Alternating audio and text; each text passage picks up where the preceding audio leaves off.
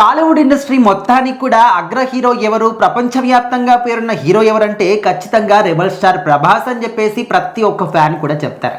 అయితే ఇప్పుడు ఆయన సీనియర్స్ తర్వాతనే మేము అనడం, అదేవిధంగా రాజసాబ్ సినిమా ఎప్పుడు రిలీజ్ అవుతుంది ఏంటి అనే దాని గురించి చాలా మంది మాట్లాడుతున్నారు. అసలు ఆయన స్టేజ్ పైన ఏం చెప్పారు? సో ఖచ్చితంగా ప్రభాస్ గారు ఎంత హంబుల్ పర్సన్, ఎంత సాఫ్ట్గా ఉంటారు అనేది అందరూ తెలిసిందే. అందరూ కూడా ఆయన డార్లింగ్ అంటూ ఉంటారు.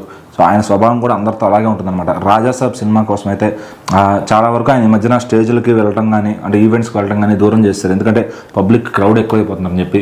బట్ అయినా ఫ్యాన్స్ కోసం రావాలి అని చెప్పి ఈవెంట్ కండక్ట్ చేసినప్పుడు చక్కగా పిలిచి వచ్చి ఆయన దాదాపు 2 గంటల పైన టైం ఇచ్చి కూర్చున్నారనమాట ఈవెంట్లో. సో ఆ ఈవెంట్లో ఒక్కొక్కల స్పీచ్లు అన్నీ కూడా హైలైట్ అవుతూ వచ్చాయి. సో ఈయన కూడా దాదాపు 1/2 గంట సేపు జనాలతో ఫ్యాన్స్కి స్పీచ్ ఇచ్చారనమాట. ఇంకా ఫ్యాన్స్ అందరూ బాహుబలి జేహో అని అరుస్తూ కేరింతలు కొడుతూ ఆయన్ని ఎంజాయ్ చేశారనమాట ఆయన స్పీచ్ ఇస్తున్నప్పుడు. అయితే ఆయన మాట్లాడుతూ మధ్యలో ఒక మాట అన్నారు. సో సీనియర్ హీరోల తర్వాతే మేము, వాళ్ళకే ముందు వాళ్ళని చూసే మేము నేర్చుకున్నాం అని చెప్పి కూడా మాట్లాడారు అనమాట. అంత రెస్పెక్ట్ గా మాట్లాడారు. ఈ సంక్రాంతికి వచ్చి అన్ని సినిమాలు ఆడాలి, మెయిన్ గా సీనియర్ హీరోలది వాళ్ళని చూసే మేము వచ్చాము, వాళ్ళ తర్వాత మేము అని ఆయన అంత డౌన్ గా చెప్పడం అనేది చాలా ఒక ఆయన నేచర్ కి ఒక గుర్తింపు అనమాట ఇది. సో ఇలాంటి ఒక కైండ్ హార్ట్ ఉన్న పర్సన్ కాతే ఎవరికి ఫ్యానిజం చేస్తామని చెప్పి సోషల్ మీడియా అందరూ ఫ్యానిజం చేస్తున్నారు. సో మరి చిరంజీవి గారిది మనశంకర్ వరప్రసాద్ కూడా రిలీజ్ అవుతుంది అనమాట సంక్రాంతికి. అయితే ఈయన సినిమా రాజాసాబ్ 9th వస్తుంటే చిరంజీవి గారు 12th వస్తున్నారు. సో మరి ముందైతే ఈందే వస్తుంది, ఎందుకంటే పాన్ ఇండియా క్యాలిక్యులేషన్స్ లో దాన్ని కొంచెం ముందు రిలీజ్ చేస్తున్నారు. మరి మన తెలుగు స్టేట్స్ లో కానీ ప్రపంచవ్యాప్తంగా కానీ ఎలా అందరినీ ఉత్తేజపరుస్తుంది సినిమా, ఎందుకంటే హారర్ అండ్ కామెడీతో కూడిన సినిమా కాబట్టి ఖచ్చితంగా